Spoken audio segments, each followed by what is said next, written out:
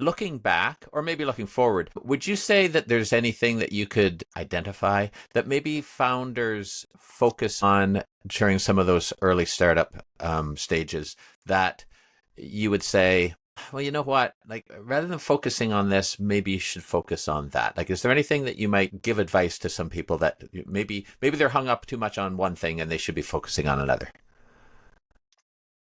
So I think like some of my advice to early stage founders is always like focus in on the one thing. Like what's that one problem you're trying to solve? And a lot of us have been told it, but we don't always follow, the advice of you can't do everything, you can't be everything. So pick one thing and kind of go all in on that and stay the course. And at least as long as, you know, you're getting to those metrics or set those milestones, define success or failure, and then, set your parameters and just execute.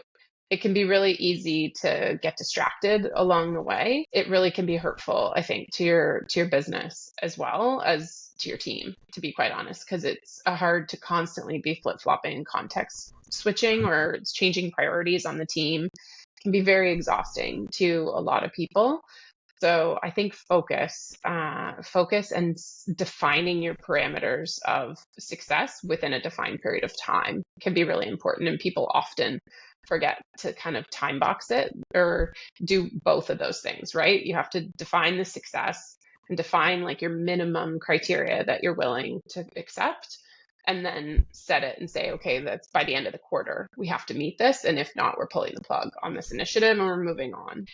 You have to kind of have both of those core pieces